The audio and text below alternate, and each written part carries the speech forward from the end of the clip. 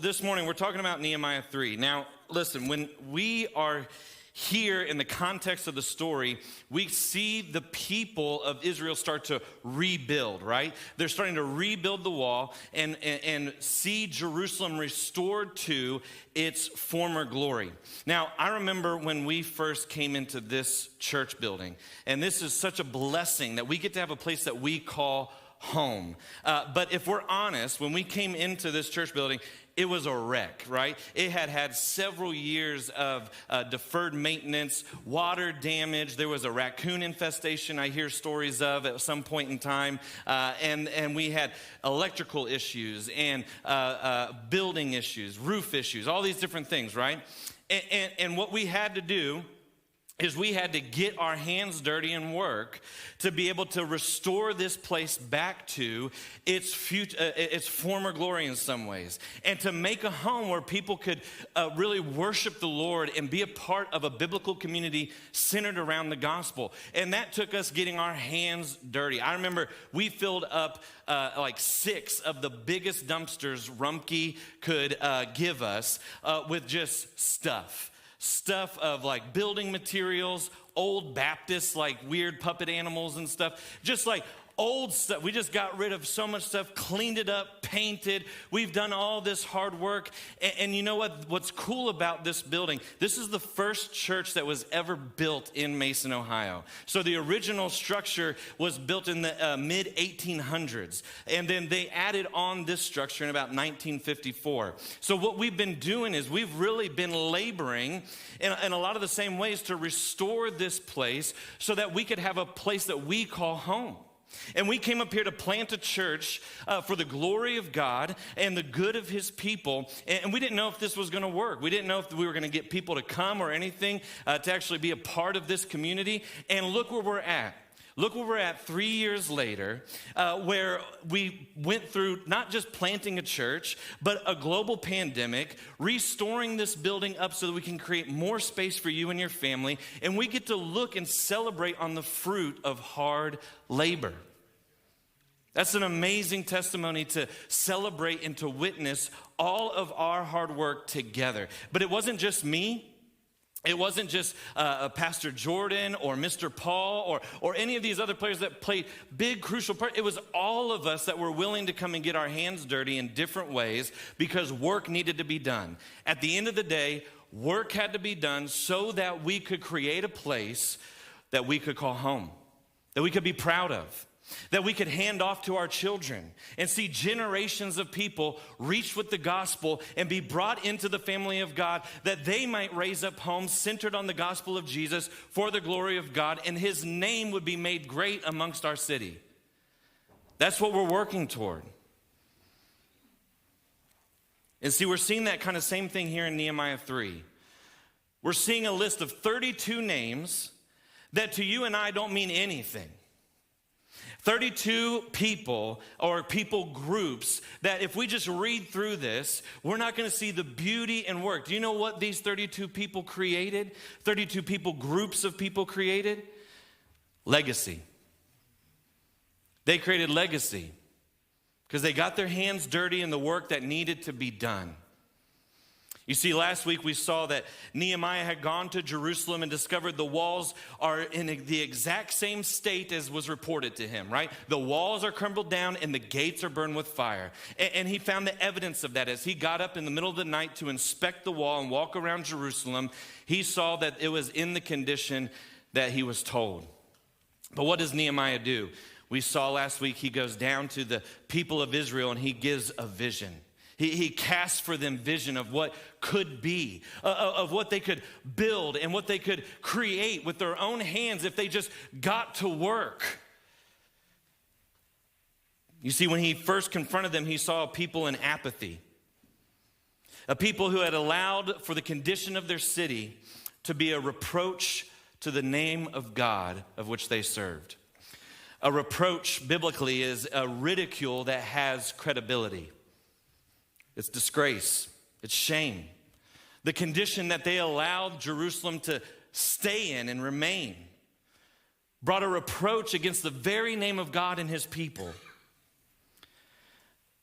But after Nehemiah had inspected the wall and casted the vision of what could be, a vision of future glory, where their reproach and their derision are no more, and the glory of God is landmarked among the nations, we see in Nehemiah 2:18 their response. Let's read that again. Nehemiah speaking, I told them of the hand of my God that had been upon me for good, and also of the words that the king had spoken to me, and they said, let us rise up and build. So they strengthened their hands for the good work. They had sat for decades in apathy, amongst ruin and rubble. They got used to the mess. We were talking in our mission group this week. How many of y'all, my guilty pleasure is the show Hoarders. Y'all like Hoarders? No? It's hard to watch sometimes, I'm going to be honest. But you kind of watch it through, like when you were a kid watching horror movies. But here's one thing about every show of Hoarders. The hoarder doesn't believe their situation's as bad as it really is. Why is that? They've got accustomed to the mess. They've justified why it's this way over and over and over again in their mind. They've gotten used to status quo. And the disruption of status quo always makes them angry, anxious, fearful. Even though on the other side of all that hard work is what? You and I know, a better life. A better life where their family becomes a part of their life again. Where they can establish something that will build legacy for generations to come. We know that that's the truth, but they fight back against it tooth and nail because they've gotten used to status quo. But the beauty of what we see here in Nehemiah 2:18 is when the people caught the vision of the future glory that could be, they rose up to build and they strengthened their hands for work. They no longer remained in apathy or laziness any longer. Here in Nehemiah 3, we see the people responding to the call to get their hands dirty in the work. We get introduced to these 32 verses of names. These names may seem unimportant, as we said at first glance, but each one represents a person or a group of people who are committed to getting their hands dirty in the work of redemption. Each name represents people taking responsibility in doing this, seeing the glory of God and the good of his people established in the city that they call home. So we can read through these names and browse through them and glance over them, but we're missing the point of why they took the time to record this. We're seeing people who are saying, I'm going to stand up and take responsibility to see the glory of God and the good of his people established in the city that I call home. Jerusalem was their home. It was a place that they had loved and many had been raised up in. It was a place where the presence of God dwelled. It was where they belonged. Were they going to allow it to continue to stay in ruin and rubble, or were they going to stand up, take responsibility with strengthened hands and get to work? They got to work. And the first people we see get to work is the high priests of Israel. I love this. Let's read this in Nehemiah 3, verse 1. He says, then 𝗂𝗍𝗂, the high priest, rose up with his brothers, the priests, and they built the sheep gate. They consecrated it and set its doors. They consecrated it as far as the Tower of the 100, as far as the Tower of Hananel. So let's talk about what the sheep gate is, right? You'll see as you read through these 32 verses, all these different gates. There's 10 of them that they actually name. The sheep gate is where they would actually bring the animals that were going to be offered as sacrifices of worship to God. It was a consecrated, dedicated area where they would bring them in to be able to perform sacrificial worship to Yahweh. And so who are the first people that Nehemiah allows us to understand got busy in work? It was the spiritual leaders of Jerusalem. It was the high priests. Now, they could have said, hey, look, guys, we're way too important. We've got all our special garb and our ornate, dressing, and we can't really get dirty. We have to kind of do more important things than that. No, that's not what we see in Nehemiah 3. We see they got dirty. They rolled their sleeves up. They got their hands in the dirt, and they started building. And they built what first? The gate that led to the worship of Yahweh. How beautiful is that? The spiritual leaders of the community are the first to get to work. They built up the sheep gate that brought in the sacrificial worship of Yahweh their God. The leaders of our community should always be the first to say, let's rise up and build. We should be the first ones who get our hands. Look, if we ever get to a place where we sit back and we say that we're too important and you guys got to do all the hard work for us, you know we've created a place of great unhealth.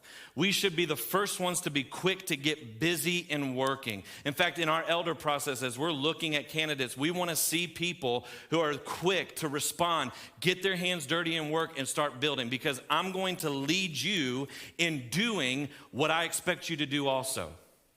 A great king, a great leader was always what? The first one out to war. He rode on a horse out into battle first because he was never going to expect his people to do something he refused to do. They demonstrate that they are leaders by being the first to get to work. They built up the sheep gate. They worked to build toward the vision, and they begin first with the worship of God. From here at the sheep gate, we're taken around this kind of 2.5 mile wall reconstruction, or brought into the details of the 10 gates that have been reconstructed in the process. We see the sheep gate, the fish gate. What the fish gate was this gate where people in the market would bring their goods, predominantly fish, right? So they would kind of bring their goods into the city to be able to sell as merchants. We see the horse gate. This is where they would bring the royal horses in for the king and for his men to be able to ride out on, or for processions. And then we see the dung gate, right? You ever seen the dung gate? Nobody? Do you have a dung gate in your house? You do not. You should. In some ways you do, but we're not going to talk about that now.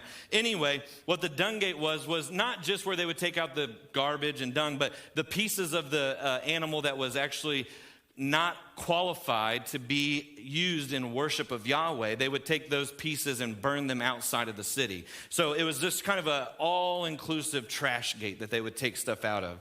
But we're brought into all these different gates, these fountain gates and these water gates, these valley gates. But where we need to set our gaze is not on the different gates and their purposes. We need to set our gaze on the people who got to work. This effort, this 2.5 mile radius wall that was on average 40 feet tall and 8 feet thick, got built in 52 days. 52 days it accomplished it. How? Let me say this very clearly. This is how it got accomplished fundamentally. No one saw themselves or the task that was in front of them as too insignificant or too important. No one saw themselves or the task that was in front of them as too insignificant or too important. They got to work. And in 52 days, they reconstruct this wall and its gates. As we navigate the names, we see men of honor, rulers, governors, goldsmiths, perfumers. They got out there. No one expected a perfumer, right, to get out there and build a gate. He was busy making eau de toilettes and making sure that they all smelled great. No, he's like, I'm going to get out there. Why? Because I've got a reason to get out there. I can put my hands to the purpose.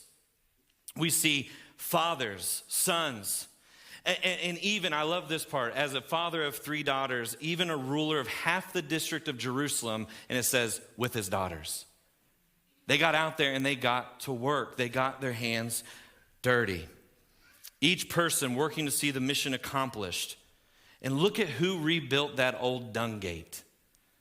It was 𝗲𝗂𝗲, the son of Rechab, ruler of the district of Beth-Hakerem, repaired the dung gate. A ruler of a district. What did he do? He repaired the dung gate. Well, that nobody else wanted to probably do, right? He's like, I'm going to get in there and I'm going to make sure that this is built. There was no person that we can read within these names and the task that was put in front of them that ever had the posture of, look, this is beneath me, or I'm way too important, or this job just doesn't really fit my criteria of what I should be doing. They said, there's jobs to be done, there's work to accomplish, and we're going to get busy. A ruler, a man of power and honor, got his hands dirty in the work of mission. There's no person or work too insignificant or too important. The people of Israel stepped up when work needed to be done. They didn't drag their feet in the matter. They strengthened their hands for good work, it says. The good work of the mission of God, to see his glory established in the earth and the good of his people be known and experienced. This is about God's glory.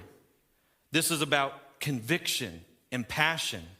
This is about the work that's worth its weight. You see, for us, what we have to realize, what we see in Nehemiah 3 is boiled down and understood as this: many hands make for gospel growth. Many hands make for gospel growth. Accomplishing all of God's work requires all of God's people. We're not here to make something specifically for you just to enjoy. We're here for all of us to get our hands dirty and work, because God has called us something bigger than ourselves to accomplish. God has called us to see his glory fill this city. God has called us for our neighbors and our coworkers and the families on our sports teams to be able to hear the gospel and respond in faith. God has called us to build something that we hand off to our children's children. We build legacy here. We're not here for this right now. This expression of what we see right now, if you love this and you idolize this and you want to trap this in time of what we are right now, you're missing the bigger picture of what God's called us to. He's called us into mission. He's called us for his glory. Accomplishing God's work requires all of God's people. And what we see in Nehemiah 3 is the diversity of the people marked and encapsulated in the unity of the mission. Look at all those different trades: the perfumers, goldsmiths, rulers, governors, a father and his daughters, all of this diversity. And some of them probably came and said, you know what, I don't know how to do this, but I can lift stuff. I can help, I can clean off stuff, I can do this, I can do that. And they got to work. There was diversity marked by unity, and the unity was around the mission. They have the big picture in mind as they labor in their particular areas. Each person taking responsibility to do something. Sacred mission is a kind of a big thing already, you know, as far as our understanding and the work that it takes to put on the mission and accomplish the mission of what God calls us to do. There's diversity of all kinds of responsibilities here laid out within this church building, but it's going to take all of us to do something. You might not be specialized in a certain area. You may not have a particular gift set in something that needs to be done. But at the end of the day, many of us just need to get our hands dirty and work to see the mission accomplished. The time, the abilities, the resources, and the gifts that the Lord has given you is so that you can sacrificially labor in his kingdom. Think about this. Think about all the blessings that God's given you. Think about the giftings that he's given you. Think about the health that he's given you. Think about the finances that he's given you. Think about everything God's given you. Why do you think he gave you those things? For your comfort? For your contentment? For your boasting in society? For you to make more friends? God has given you everything that he has extended to you by grace and mercy so that we might labor in his kingdom with it. For his glory and the good of his people. What I love too about Nehemiah 3 is that we see that they build in the context of community. Each person takes responsibility, but each person is strengthened by those next to them. 31 times in this passage, in 32 verses, 31 times, we see some type of expression of next to, after them. It shows us a portrait of the people of God working shoulder to shoulder to see his glory established and the reproach of his people removed. I love that about Nehemiah 3. It's not just a list of names right? But it's a list of purposes.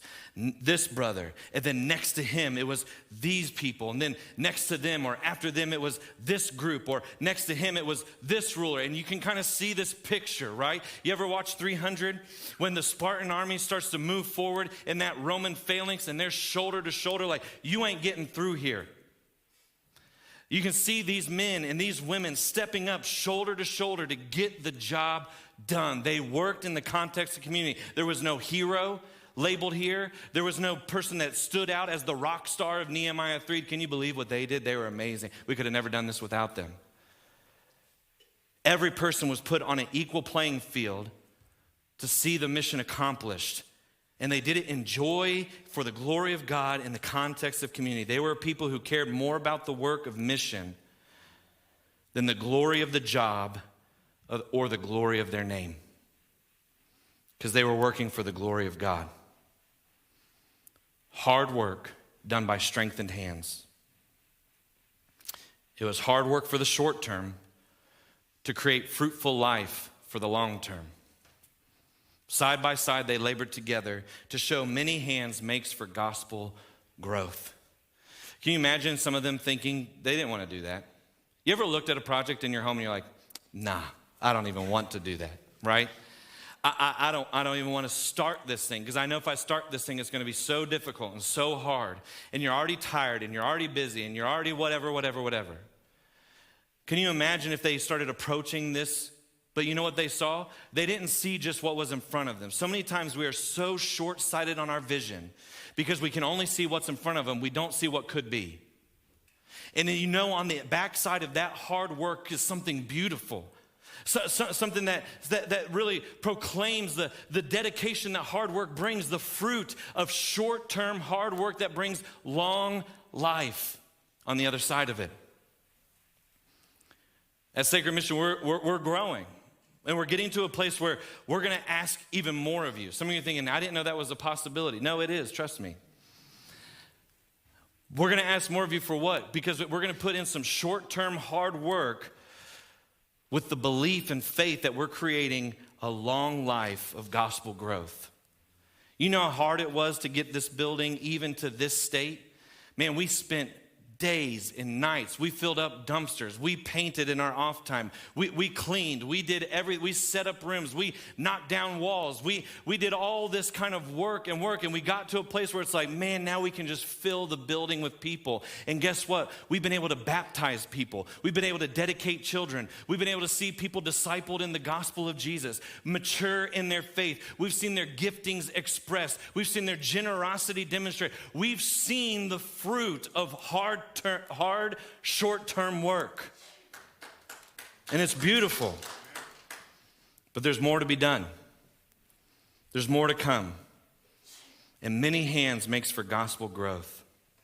But many of us, we don't believe this because we get stuck in one of two things. Number one, we get stuck in the desire to build our own kingdom.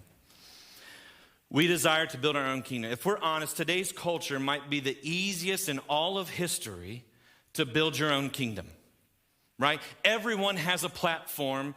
Everyone has a voice, even though many of them should just be quiet. Social media, YouTube, content creation, influencers. Who are those people? Influencers might be the most obscure people in all of wildlife. I read a report on Omnicorp from just January that there's over 500,000 influencers in North America just for Instagram. 500,000. They get paid to show you what they ate that day for lunch. It is so easy for you to build your own kingdom in this society, in this day and age. Now, many of us, we might not be tempted with becoming an influencer on Instagram. We might not be tempted to build our own kingdom in that way, but if we're honest, we get caught up in the trappings of trying to build our own kingdom.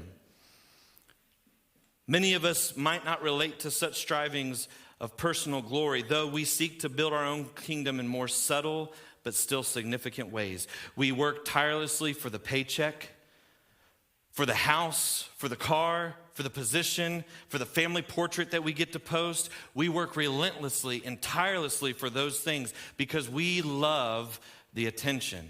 We love people fawning over us. We love the likes and the comments because we love to build our own kingdom. We do all of this. We work tirelessly just to impress others, just to have people comment, oh my gosh, you guys are so great. And we sit in that for what, 30 seconds? And then our hearts want more. So that our glory may be known in our office, so our glory may be known in our social circles, or the family that we desire to stand distinct from, right? Some of you all come from some jacked up families, and you're like, I'm going to prove how successful I am. I'm going to prove that I'm not cut from that cloth. I'm going to prove that I'm nothing like them, and so I'm going to set myself apart by working tirelessly to build my own kingdom so that others will look at me in jealousy. You see, one of the things we see in the narrative of God's people getting to work is a strong sense of anonymity. There's 32 verses of names and people groups, but the vast majority of them go nameless. They weren't seeking to build their own kingdom. They weren't seeking to have their names be known for thousands of years to follow. While there are many named in this passage, there are many more unnamed people who got to work. They didn't set out to make a name for themselves, but to make God's name great among the nations. Priests, merchants, brothers, daughters, men of certain areas, their names may not be remembered, but their work and labor would never be forgotten. Because they built toward a mission. They built for legacy. I love this. In John 4:34, we see the words of our Lord say this. He said to them, my food is to do what? The will of him who sent me and to accomplish his work. Even Jesus himself, the second person of the Trinity, the Son of God, comes into earth. And what does he communicate to his disciples? My food, what I feast on, what fills me up, what nourishes me, is not to make my name great, is not to accomplish my will or to get my work done, but it's to do that of the one who sent me, the will of my Father. Jesus didn't even work for his own glory. He worked for the glory of the Father. Others of us, though, we want others to build for us. We want others to build for us. We might not be seeking to build our own kingdom. We might not be getting caught up in the hustle or the grind, but we are caught up in our own laziness and our desire for others to build for us so that we might enjoy the comfort. Many of us in this church today have more of a consumer-oriented mentality than we do a kingdom servant-oriented mentality. We want others to build for us our own comforts, build for us according to our preferences, build for us according to our pleasures and conveniences. Many of us, we refuse to do the work necessary to build what we're actually looking for. And that's one thing I want to call out for us. Sacred mission is not what I desire it to be. It's not what our elders desire it to be in its fullness. There are places where we are found wanting and lacking, places that we want to mature and grow, new places that we haven't even thought of yet of where God might take us. And this is what we need. We don't need people coming in here and say, hey, why don't you guys do this? Or why don't you have that? Or why don't you? You know what you're doing? You're coming in seeking for someone to build for you what you desire. You know what we need? People who say, hey, I realize you guys don't have this. Let me get my hands to work to see it fostered and developed in this community. That's what we need. We need people to say, hey, I realize that this isn't a part of our community, but the Lord has burdened my heart, and I want to have my hands strengthened for the work set before us, and I'm going to get busy seeing it cultivated. You see, we refuse to do the work necessary to build what we're actually looking for. We want others to build it for us. And so what do? We wander around from place to place until we find someone to serve it to us on a silver platter, rather than being willing to get our hands down in the muck and mud. The church suffers greatly today because the people of God fail to take responsibility for the kingdom to be known in here and now. We fail in our mission to make disciples, and we bring a reproach on ourselves. The people of Israel moved to action at the call of Nehemiah. They got to work in building. The sacrifices they made were no small thing, and we're going to look at this in the following chapters. They made great sacrifices to be able to accomplish this vision and mission. It was no small thing that they got to work to do. It was hard work for the short term to create fruitful life for the long term. They didn't work with the now in mind. They worked with the future generations in their sight. Do you remember the call to Israel from Jeremiah? Come, let us build the wall of Jerusalem that we may no longer suffer derision. Church, let us get busy in gospel work so that we no longer suffer under this reproach also. We have to be a people who refuse to wait for someone else to do it. We have to be. We have to be. Look at what's happening even in our world. You're going to see people constantly in our culture and globally, men who sit there and let whatever happens happen. They're lazy, they fail to get to work, and at the end of the day, when you boil it down, they're looking for someone else to do it for them. There was a story that went out just on Thursday of 13 Ukrainian soldiers who died on Snake Island because they took on artillery from a Russian warship. Those men decided, even though every one of them died, they decided they weren't going to wait for someone else to do what they knew needed to be done. They said, we're going to take responsibility to make it happen. We're going to take responsibility to know what we know should be done and what is right to do. So they picked up arms and they fought. Man, many of us, our homes are in ruins. Our marriages are in ruins. Our relationship with our children is in ruins. Our job is in ruins because we're waiting for someone else to do the work for us. We have to stop being so sinful and lazy. And we have to get our hands dirty to know what we know is right to be fostered and cultivated in our lives. We have to refuse to be a people who wait for someone else to do it. If we operate in that mindset, then let me tell you this. We are fundamentally rejecting Jesus' call to come and die. Luke 2:10 says this about Jesus speaking to his disciples before he sends them out. He says this. He said to them, the harvest is plentiful, but the laborers are few. Therefore, pray earnestly to the Lord of the harvest to send out laborers into his harvest. Look at what Jesus says. The problem is not, hear this, church. The problem is not that the world is filled with people who will not believe the gospel.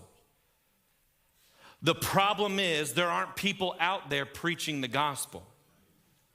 That's fundamentally what Luke 10:2 is saying. The problem isn't that the world is against us and there's nothing that we can really do. Light pushes back darkness. The kingdom advances through the victory of the king. And the problem is that we are sitting on our butts and we're too scared, too terrified of what it will do to the relationship or how it'll establish us in the workplace or what the consequences are on the other side of it than to open our mouths and proclaim the gospel as workers, laborers in the harvest to see that harvest come forward.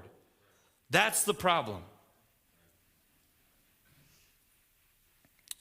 But thankfully for us, Jesus, we see this. Jesus makes a kingdom of many hands. Jesus makes a kingdom of many hands. The gospel's call is to come and die. It's not to come and be blessed. It's not come to and live your best life now. It's not come and be comfortable. It's not come and enjoy all the pleasures of the community that you desire. The gospel call is come and die. Die to self-pursuits, die to self-indulgences, die to self-gain, to die in the work of mission. Jesus came to die in the work of mission, in the project of redemption. When we were too apathetic or too self-seeking to see it happen. You see, we were a people who walked around with weak hands, unable to accomplish what was needed to be done. Jesus inspected the rubble of our lives and sought to remove the reproach that was against us. Through his death, he bore our reproach on our behalf. And in his resurrection, he is building a better dwelling for the glory of God. And now through Jesus' glorious resurrection, the Spirit of God not only makes us alive, but strengthens our hands for gospel work. He calls you and I to get to work. He brings us to life, but he also brings us into mission. We say all the time at Sacred Mission, you are not just reconciled to Jesus by grace through faith. When you are reconciled to Jesus, you are also reconciled to his people and to his mission. God is on mission to seek and save the lost. God is on mission for the redemption of his creation. God is on mission. We join him in that when we are reconciled to him through grace by faith in the finished work of his Son, Jesus. We are co-laborers with him to see the gospel growth flourish in the lives of others. In case we forgot, church, this morning, the gospel's call has not changed. The gospel's call is still come and die so that others might have life. Jesus makes a kingdom of many hands. You and I, we need to get to building. And so what do? My vision, I hope, our elders' vision and hope for this church is that we would get our hands dirty in the work of gospel growth. We would get our hands dirty in the gospel growth and the work of gospel growth. Let me pause real quick and say something. The hard work you have put in does not go unappreciated, undervalued, or unnoticed. There are many of you in this congregation that would hate if I called you out by name, that have labored hard to see the glory of God and the good of his people established in this city through Sacred Mission Church. I don't want to ever take lightly all the hard work that has been put into place. I am not unappreciative. I am joyfully appreciative of all the hard work that's been done.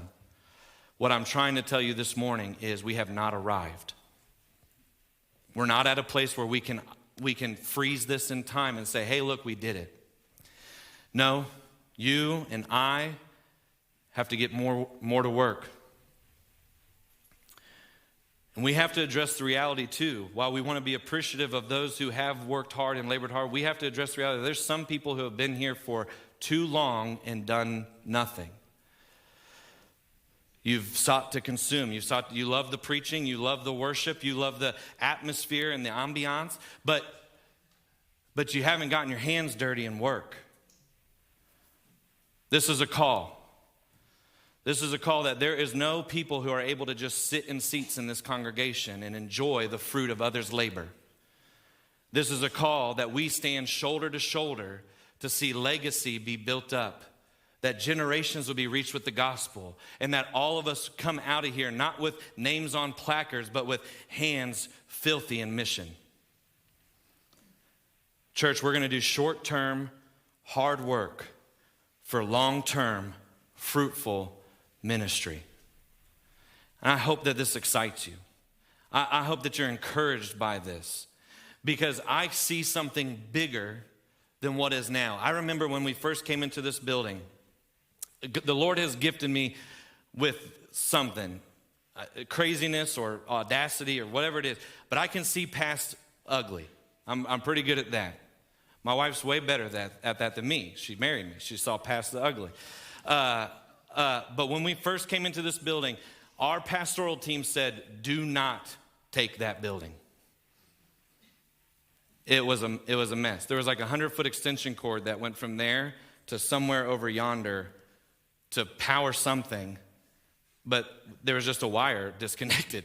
It's like, you could have just, our leadership team said, don't take this building. I said, you don't see what I can see. You don't see what could be. You don't see the future of what could happen in this place. And so with craziness and audacity, I said, we're going to do it. We're going to step forward, and you guys followed in such generous and loving and hardworking ways. And I'm so thankful to see that. What I'm telling you, though, is we're not done. We're not done because our mission is to reach 1% of the Mason-Westchester area in the next 10 years. We want to reach 1,000 people with the gospel of Jesus. We want to see churches planted. I want to see at least 4 churches planted in the next 10 years that we raise up leaders to preach the gospel. We send out some of our best to be able to be on their music teams and kids teams, that they have some of their best mission group leaders where they're raising up new people and discipling new people and reaching them with the gospel. By God's grace, we'll even reach people of different ethnicities and people groups that speak different languages than we do, because we want to see the gospel go forth in this area. Why? We're not building a kingdom for us. I love this statement from an old count, not like Count Dracula, or Chocula, or like Sesame Street, just an old powerful dude. He just said this. He said, "My desire is to preach, die, and be forgotten." I know maybe 5 years after I'm gone, people will stop even talking about me. I've resolved that that's fine. This isn't a pity party. I just want you guys to come on board. Like, nobody's talking about you after you're dead. Let's just be honest. After 5 years, they won't even remember, like, oh, it's his birthday. We're not going to do that. So what should we do? Let's work hard. Because you know what? Why this building stands? This building stands because in 1846, a group of nobodies that we'll never know their names of, that we're never going to be able to remember who they were and what they did in this city. But what we're going to do is we're going to be able to walk these halls. We're going to be able to sing the glory of God in this room. We're going to be able to greet people who don't know preach the gospel, that haven't heard the gospel of Jesus yet. We're going to see people be baptized. We're going to see children dead. Do you see what these group of nobodies built so that we could have a future generation of gospel growth and the glory of God established in this city? And I pray that in 100 years from now, people are able to sit here in this place to do the same thing and not remember any of us. Church, we're going to get busy. Short-term hard work for long-term fruitful ministry. Let's pray.